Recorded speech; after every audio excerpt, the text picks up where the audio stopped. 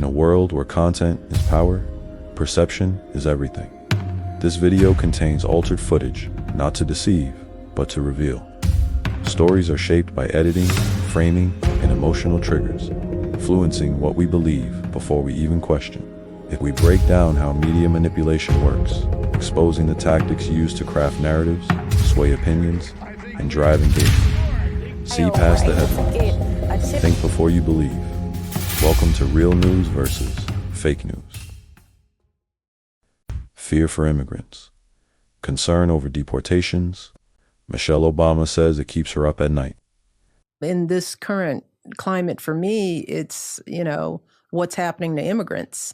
So it's not the fear for myself anymore. There's so much bias and so much racism and so much ignorance that fuels those kind of choices. I worry for people of color all over this country. And I don't know that we will have the advocates to protect everybody. And that frightens me. It keeps me up at night. But what about when her husband deported over 3 million people? Michelle Obama recently spoke out against Trump's deportation policies, saying they haunt her at night. She worries about immigrants facing judgment, bias, and sudden deportation. Come on. Talk about a hypocrite. Hypocrite claims deportation decisions are being made without courts or due process.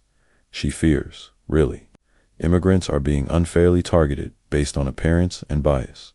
She's entitled to her concerns. The U.S. lacks advocates to protect vulnerable communities. Please, spare me. Could this be an early stage of retrograde amnesia? Man, this is unbelievable. It's amazing how the entitled can say anything, and it can resonate with a few. Hit that like button if you are as surprised as I am to hear this coming out of her mouth. But here's the reality.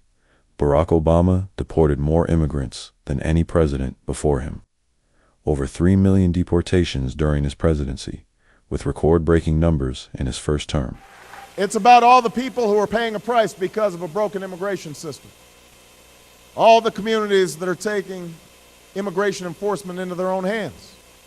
All the neighborhoods that are seeing rising tensions as citizens are pitted against new immigrants. The American people need us to put an end to the petty partisanship that passes for politics in Washington. And they need us to enact comprehensive immigration reform once and for all. We can't wait 20 years from now to do it. We can't wait 10 years from now to do it. We need to do it by the end of my first term as President of the United States of America. And I will make it a top priority in my first year as President, not only because we have an obligation to secure our borders and get control of who comes in and out of our country, not only because we have to crack down on employers who are abusing undocumented immigrants instead of hiring citizens, but because we have to finally bring undocumented immigrants out of the shadows. It is time we did that. Obama's administration prioritized deportations, particularly of undocumented individuals with criminal records. The Obama administration has announced a plan to deport illegal immigrants on a priority basis. Convicted felons, for example, would be among the first deported. Meantime, deportation proceedings against some illegal immigrants who meet certain criteria would be stopped.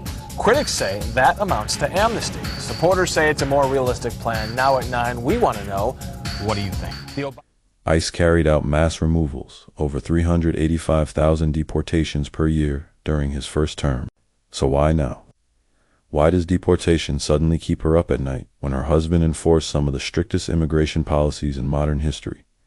Political timing. Speaking out during Trump's presidency, but silent during Obama's media. Framing. The narrative shifts depending on who's in office. Selective outrage. Concern for immigrants only when it fits a political agenda. Immigration policy is complex, but when outrage is selective, the question remains, is it about the people or the politics? Think before you believe. Thanks for watching, and don't forget to like, share, and subscribe.